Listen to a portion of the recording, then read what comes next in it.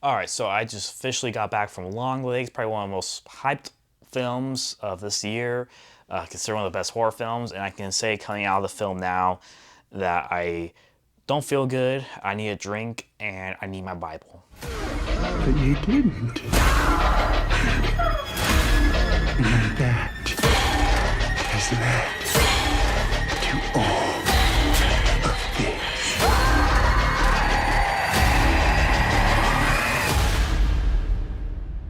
I'll be waiting.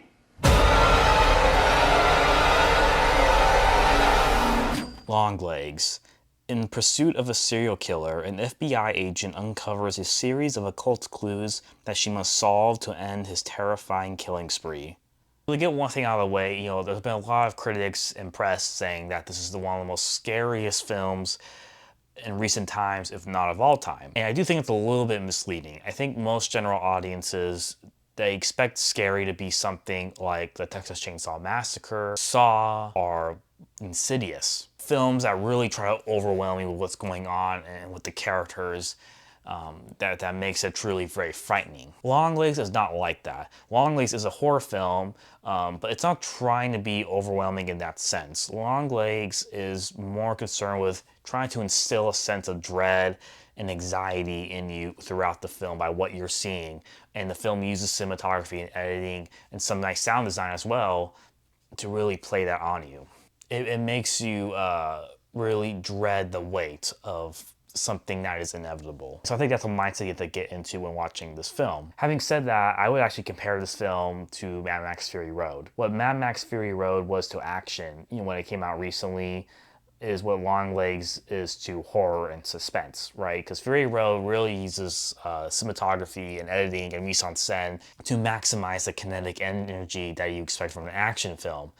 And Longlegs does the same thing, except it's more for suspense and dread. For example, Longlegs makes a great use of space within the frames of the film. There's a lot of empty, negative space within a lot of shots, and it does instill a sense of anxiety of something that's going to come into the frame, that's going to trespass into it. It'll feel very invasive, and that does happen a few times throughout the film.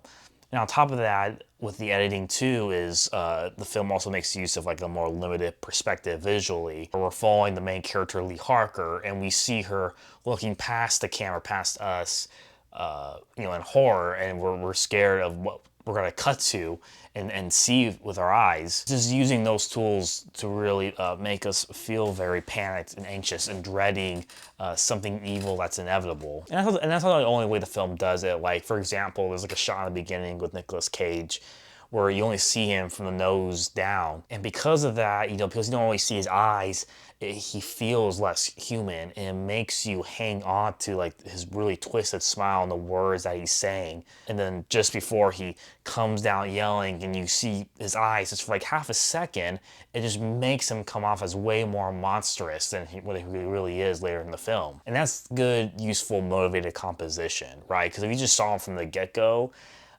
it wouldn't nearly have that impact. And there's plenty of things like that within the film where you're seeing these very freaky, creepy things in the movie that, because of the way it's sort of slightly obscured, I think is actually what makes it scary. It kind of makes our head spinning. Another thing I really liked about the film too was like there's parts in the film where you're watching the character do something and it's blink and you miss it, but you'll see like really creepy imagery and figures in the background that like you probably wouldn't even have noticed. You might have to like watch it a couple times to see what you missed. I mean, one of them I almost missed. I think it might have been the first one for all I know, but I'm watching this character Lee Harker do her investigative work, and I hear someone behind me gasp. I'm like, why did they gasp? And my eyes just shift a little bit to the left, looking in the background, and I see this figure. I'm like, whoa, like my stomach just dropped. Like, was that there the whole time? And even though there are a couple of jump scares in the film, I think those jump scares have substance because it's what you're seeing from the perspective of the character in that moment of being startled. It really is visually screwed up and intense.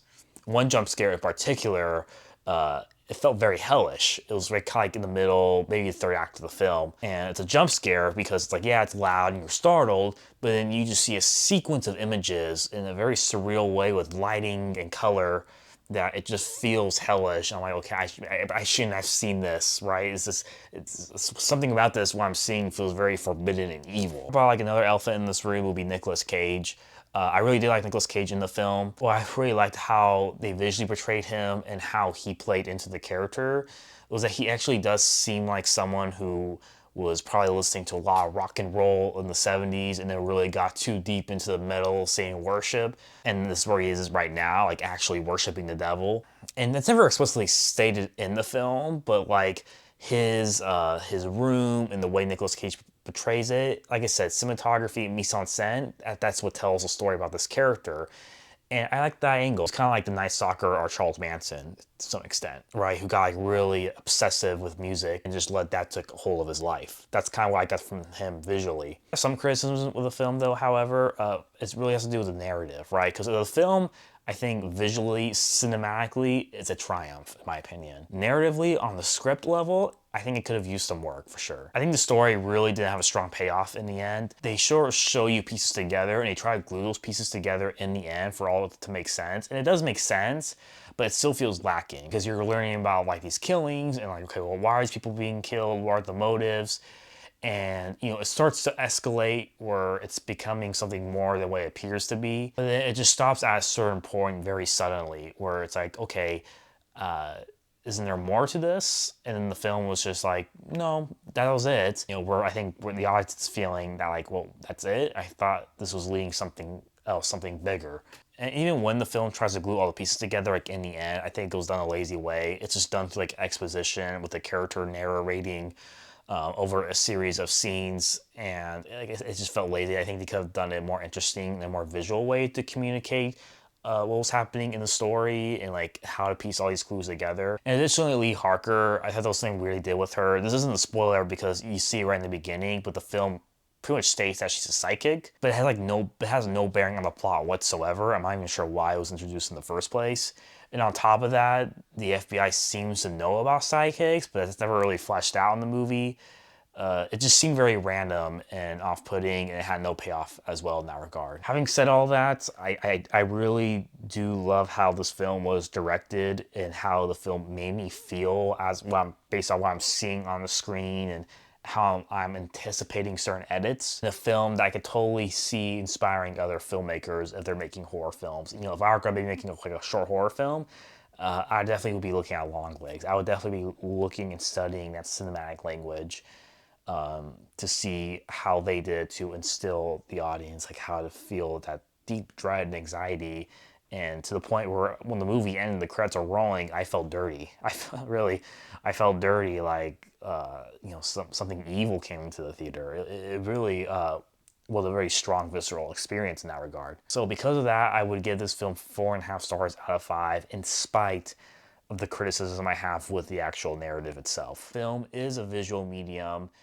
And yes, whilst plot is important, it's not the most important, or at least I don't think so. I think the most important is how are you communicating to your audience certain themes and emotions through cinematography and editing and sound. And Longlegs totally delivers on that.